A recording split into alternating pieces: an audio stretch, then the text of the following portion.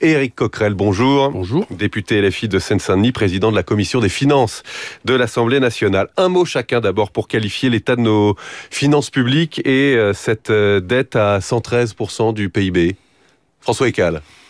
C'est une situation inquiétante, mais comme je l'écris d'ailleurs dans mon livre, déjà il y a 10 ans quand j'étais à la Cour des comptes, je lui disais ne dites pas on est au pied du mur, Voilà. Parce que vous savez, on sait qu'il y a un mur devant nous, mais on ne sait pas à quelle distance il est.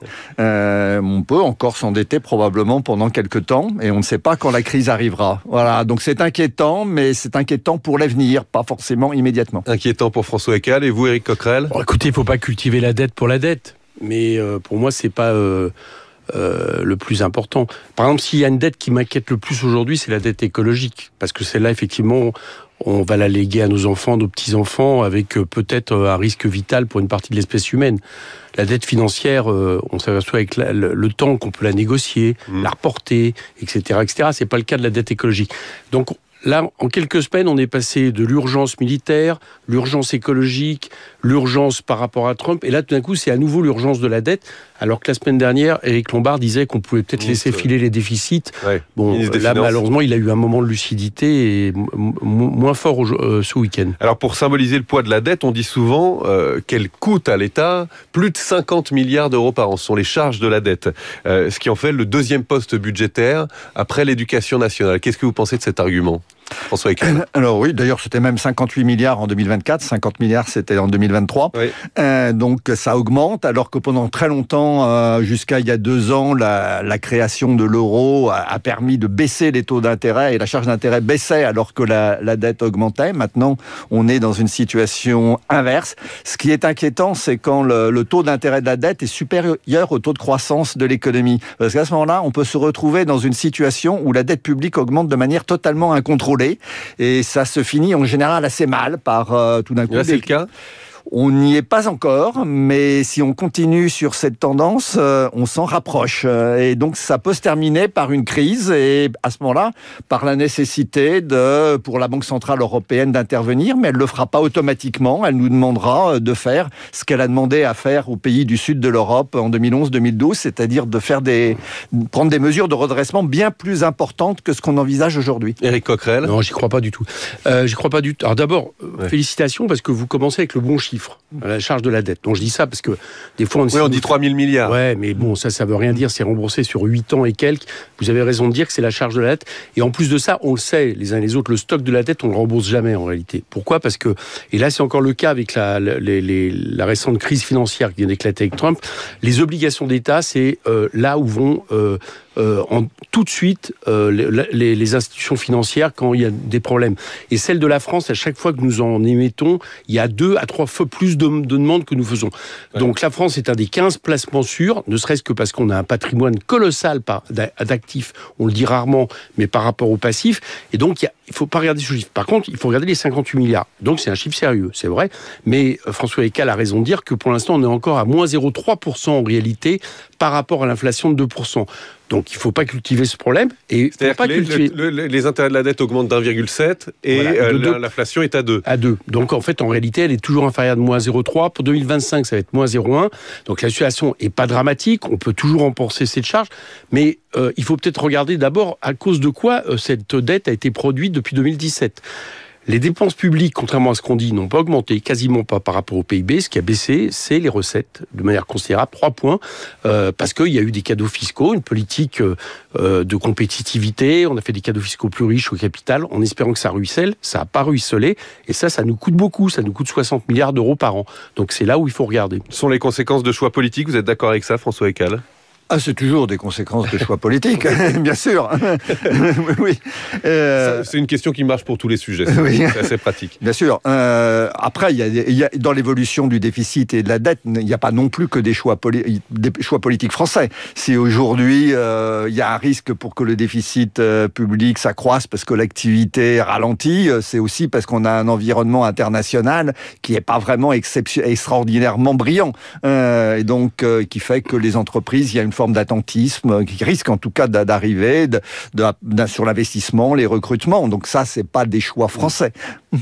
Il y a des choix politiques dont vous parliez sur les dépenses, les recettes, Éric Coquerel, et puis il y a une tendance peut-être des gouvernements depuis des décennies, François Ekal, à minimiser le poids de la dette et l'importance du déficit public ou pas ? Oui, alors ce que j'écris d'ailleurs et ce que j'avais dit à la commission d'enquête présidée par Éric Coquerel, c'est que sur les déficits publics, moi déjà, c'est moi qui faisais les prévisions de déficit public à Bercy il y a 30 ans, j'écrivais déjà en permanence au ministre qu'on n'arriverait pas à atteindre les objectifs de déficit officiel parce qu'il fallait prendre des mesures de redressement qui n'étaient pas du tout documentées, comme dit la Cour des comptes en général. Et ça, après, je l'ai retrouvé en faisant des audits des finances publiques, plus tard pour la Cour des comptes. Et donc, tous les gouvernements, depuis le début, en fait, annoncent qu'ils vont réussir à réduire le déficit public. Ils expliquent jamais comment et ils ne le font jamais. Vous êtes d'accord avec ça, Éric Coquerel, des gouvernements trop optimistes, en fait ? Oui, mais parce que c'est des choix politiques. Ouais. Moi, je trouve ça intéressant, l'histoire du déficit, parce que Emmanuel Macron, depuis 2017, d'autres avant, mais alors lui, vraiment, il a demandé à être jugé sur la question des déficits, quelque part. Bon, et là, c'est un échec total. Voilà, alors il y a des raisons peut-être qui ne sont pas seulement celles de la France, c'est vrai qu'il y a eu la crise Covid et autres, mais c'est un échec total. Bien. Et si on regarde les autres données économiques, aujourd'hui, on s'aperçoit que contrairement à ce qui est dit, il n'y a pas de réindustrialisation du pays, le chômage va remonter à plus de 8%, le taux de productivité, c'est très important, il est à peu près à 0, ce qui est un échec total après des années de politique de l'offre. Les salaires moyens nominaux, ils ont baissé 3%. Donc si vous voulez... Non seulement ça n'a pas ruisselé cette idée qui était présentée par Bruno Le Maire que on va avantager fiscalement les revenus capital pour que ça vienne en France et puis que ça produise des investissements, des emplois. Vous savez, c'est la fameuse phrase du chancelier Schmitt dans les années 80. Les profits d'aujourd'hui sont les investissements de demain et les emplois après-demain. Alors on a vu que ça a été les dividendes, ça sûrement, mais ça n'a pas été tout ça. Et donc il serait peut-être temps de s'interroger sur cette politique, surtout que vous l'avez entendu ce week-end. Éric Lombard annonce 40 milliards de baisse de dépenses l'an prochain. Là, cette année, on en était à 30, plus les 3 qui viennent d'être annulés, ça fait 33. Et la conséquence de ça, c'est que ça a un effet récessif sur l'économie. L'an dernier, c'était 0,4. C'est à peu près 6 milliards de recettes en moins. Là, s'ils font ça, ça sera 0,6, ça sera 9 milliards de recettes en moins. Donc, cette politique-là, elle est mauvaise, en plus dans un moment de récession économique, parce que ça peut peut-être paraître paradoxal. Quand vous dites 0,4, 0,6, vous parlez de la croissance, on n'est pas en récession. Excusez-moi, je vais trop vite. Oui. Mais ça va peut-être paraître paradoxal, mais il faut toujours le comprendre. Les dépenses publiques, c'est aussi des recettes. Voilà. Et que quand vous les baissez dans un moment où la consommation populaire régresse, vous prenez tous les dangers par rapport à l'économie. Justement, vous parlez de recettes. Est-ce que le gouvernement, qui pour l'instant exclut à nouveau en 2026 des hausses d'impôts hors niche fiscale, en gros, est-ce que ces hausses d'impôts, François Ekal, sont inéluctables à moyen terme ? Alors, il faut avoir en tête que si on veut simplement stabiliser la dette publique, pas en euros, mais en pourcentage du produit intérieur brut, ce que recommandent beaucoup d'économistes, l'effort de redressement à faire, il est entre 100 et 150 milliards d'euros. Et avec le même mode de calcul, ce qui est proposé par le gouvernement pour cette année et puis pour l'année prochaine, c'est plutôt 25 à 30 milliards. Donc, même avec ça, on est très très loin de l'effort qui est nécessaire, mais qu'il faut étaler sur plusieurs années, bien sûr. Il ne s'agit pas de le faire sur une seule année. Et donc, je pense, moi, qu'il faut le faire principalement par des économies sur les dépenses publiques, que c'est possible. D'autres pays l'ont fait et s'en portent très bien. Mais je pense aussi qu'on n'évitera pas, en effet, des hausses de prélèvements obligatoires. C'est impossible de faire autrement. Éric Coquerel. Écoutez, je reviens à ce qui s'est passé. C'est-à-dire, et François Ekal le reconnaît, je me suis même appuyé sur des déclarations. Là, depuis 2017, c'est la baisse des recettes qui explique l'augmentation des déficits. Voilà. Donc, par la porte ou par la fenêtre, il faut aller rechercher de l'argent là. Ce n'est pas possible qu'on ait autant avantagé les plus riches, et jamais on l'a fait autant, peut-être, à mon avis, sous la Ve République, et certainement avant. D'accord ? C'est-à-dire qu'il y a une augmentation du patrimoine des plus riches, mais qui pose pas seulement un problème d'inégalité, ça pose un problème de recettes pour l'État. Donc, il est incontestable qu'il faut aller chercher une partie de cet argent-là.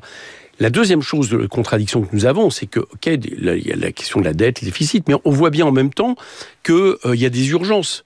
il n'y a pas très longtemps encore, avant qu'on nous parle de l'économie de guerre, c'est tout un autre sujet, mais qui nécessiterait, si on le suivait, je ne suis pas d'accord avec ça, mais si on le suivait, qui nécessiterait des investissements massifs, que font les Allemands d'ailleurs, 500 milliards d'euros qui vont être mis sur la table, dont 300 pour l'armement, pour remplacer certainement l'industrie automobile, mais il y a aussi simplement la question écologique. Encore une fois, j'y reviendrai.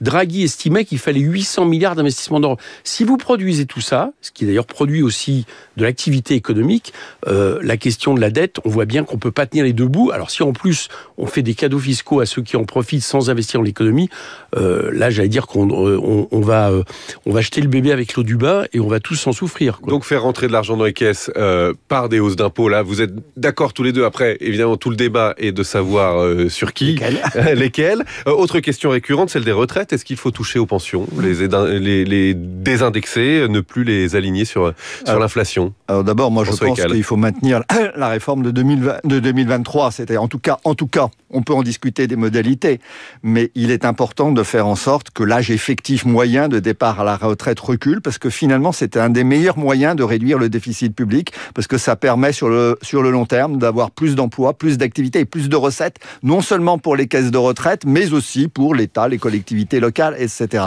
Donc c'est un très bon moyen. Après, il faut avoir en tête que le quart des dépenses publiques, c'est les retraites des retraités actuels, pas les futurs. Et donc, si on veut vraiment arriver à faire un effort qui est colossal d'économie sur les dépenses publiques, je ne vois pas comment on peut éviter de toucher aux retraites actuelles. Et là, il y a en effet divers moyens, et en particulier la sous-indexation des pensions par rapport à l'inflation. Éric Coquerel, il faudrait le faire. Je suis en radical désaccord. D'abord, pour une bonne raison, c'est que là, on voit bien que le chômage va repartir à 0,8. On a un taux de productivité qui n'est pas bon. Ça veut dire qu'en réalité, très certainement, il va y avoir des plans de licenciement parce que manifestement, il y a une décorrélation entre l'activité économique et l'emploi encore en France. Donc, le moment est peut-être venu au contraire de permettre à ce que des jeunes travaillent plus et plus d'emplois. Et ça passe par le fait que les gens qui ont atteint l'âge de la retraite, qui peuvent partir, peut-être profiter de leur vie un peu à la retraite, le fassent. Ça, c'est une première. Avec des pensions indexées sur l'inflation. La deuxième chose, c'est que je pense qu'il ne faut surtout pas toucher aux pensions. Pourquoi ? Parce qu'encore une fois, et c'est ce qui nous a permis, par exemple, de ne pas rentrer en récession, contrairement à l'Allemagne depuis 2 ans, la consommation populaire en France, c'est une des bases de notre économie. Si vous baissez les salaires, si vous baissez les pensions de retraite, c'est-à-dire ce qui découle des salaires, vous attaquez la consommation populaire. Donc je pense que économiquement, c'est pas raisonnable, c'est pas très juste non plus. Donc je suis pour permettre qu'on revienne à 62 ans, voire mieux rapidement, c'est 0. Sur 7 ans, ça serait 0,15 points par exemple de cotisation en plus. Je pense que c'est un débat qui donc peut augmenter les cotisations sur les actifs. Pourquoi pas ? Il y a d'autres possibilités. Si par exemple vous imposez, vous taxez les dividendes, vous faites cotiser les dividendes, vous avez 15 milliards. Donc il y a plein de choses qui ont été mises sur la table. Je pense que c'est vraiment nécessaire. Je vous rappelle que les retraités aussi, ça peut-être, on le dit rarement, mais allez voir dans les départements ruraux l'impact économique des gens qui partent à la retraite dans leur département d'origine pour voir que là aussi c'est un coût économique certain que de les pousser à travailler toujours plus loin et, j'allais dire, à profiter de leur retraite en moins bonne santé, avec moins d'argent, etc. Donc je pense que c'est pas très très bon économiquement et je vous dis c'est pas très juste. Pour conclure, dernière question à tous les deux. François Ekal, vous nous avez dit en introduction, c'est inquiétant, mais on ne sait pas à quelle distance est le mur. Éric Coquerel, vous avez dit il faut pas paniquer et ne pas donner trop d'importance à cette dette. D'ailleurs, l'agence Moody's a maintenu la note de la France qui est à peu près 17 sur 20, enfin l'équivalent de 17 sur 20, c'est-à-dire une dette de qualité élevée sur les marchés. Les Français peuvent avoir tendance à prendre cet argument de la dette finalement comme un prétexte pour faire des économies et augmenter les impôts. Est-ce que cet argument est recevable aujourd'hui politiquement ? François Ekal, chacun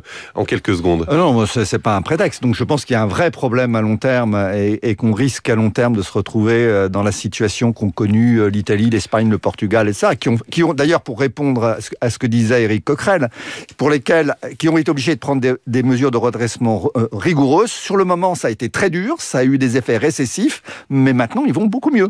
Éric Coquerel, rapidement. Bon, je pense que comparaison n'est pas raison. Je pense que non, c'est surtout pas le plus urgent à faire. Ce qui est le plus urgent à faire, c'est de revenir sur une politique où le capital nous coûte trop cher pour aller vite. Donc il faut aller taxer ceux à qui on a donné trop de cadeaux. Et puis on pourrait même le faire y compris vis-à-vis de ce qu'en font les États-Unis aujourd'hui. Moi, je suis pas pour les droits de douane réciproques, ça toucherait la consommation populaire. Par contre, aller taxer les entreprises de GAFAM, de services financières américaines, ça pourrait nous permettre à la fois, j'allais dire, d'avoir des mesures de rétorsion et de faire rentrer de l'argent dans les caisses. Merci à tous les deux. Éric Coquerel, député LFI et président de la Commission des finances de l'Assemblée nationale. François Écale, fondateur de fipeco.fr. On peut lire aussi, on pourra lire à partir de mercredi ce livre, Mes comptes publics, chez Odile Jacob.